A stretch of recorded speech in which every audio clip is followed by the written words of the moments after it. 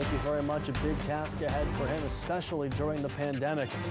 Have a weather alert as a high surf advisory is extended. You're looking at the scene of a lot of that high surf this morning, high tide along the coast. This was near Lovers Point in Pacific Grove.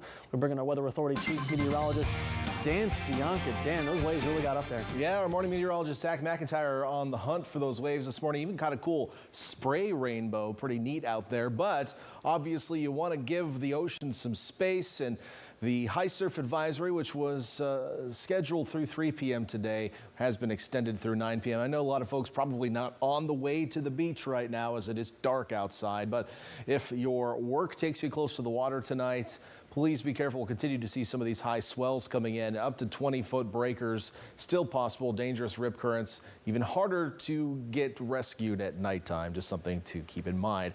Now we'll see some smaller swells tomorrow, but storms in the Pacific will keep making them. Do expect another round Friday into Saturday and into the weekend as well. So right now, high pressure building in from the south. You can see the arc in the clouds here. That is the ridge building up from the south, and it is going to be with us for the better part of the next week.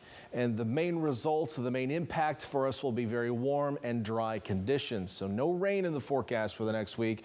We'll see a few clouds passing by at times, enough that it will color up our sunsets and sunrises, but expect warm, dry weather. Here is that ridge. Another way to look at it, the big old bulge of orange color here. We'll get a couple systems trying to slide by to the east as we head into early next week. That's Monday at lunchtime, but we're still in this northerly flow. So we're going to see flow like this, clockwise flow around the high pressure system. So that is going to continue to bring us offshore flow, which is a dry and warm weather pattern for us. Now, the ridge will eventually ease back off a little farther to the west, and that will allow some cooler intrusions from the north. So the most likely scenario by the end of next week is much cooler weather.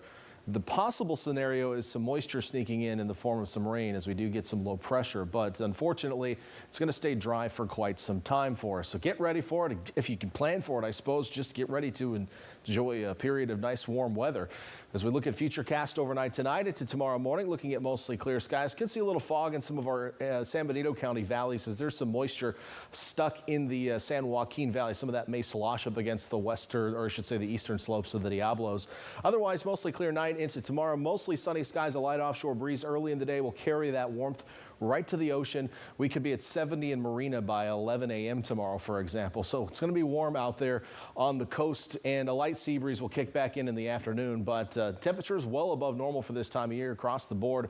We'll be in the mid to upper 70s in the Santa Cruz Mountains, low 70s down on the coast. Very nice. Look at Ben Lomond, 77, coming off your warmest 2020 on record. We're about 15 degrees above normal for a day in January in Ben Lomond tomorrow. So Salinas 77 as well, mid 70s in Hollister, 75 in Prunedale, 70s all the way to the coast. Look at that, Marina 75, Aptos 72 tomorrow. Very warm weather right on the coast. Over to Monterey, low 70s, the whole peninsula almost in the 70s tomorrow, save for Pacific Grove, and you're close at 69.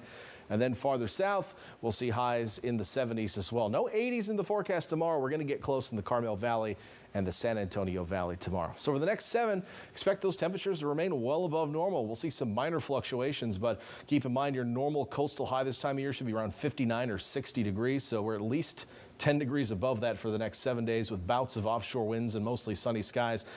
And we'll start to dry out our vegetation, and we may have to talk about fire danger again. I hate to say that, but just keep that in mind. We haven't seen a lot of rain so far this rainy season. Inland areas also very toasty for the next 7 days. We'll get a couple rounds of offshore winds, highs 10 to 15 degrees above normal. We'll be keeping an eye out for that next chance of rain, though. Stay with us. We're back after.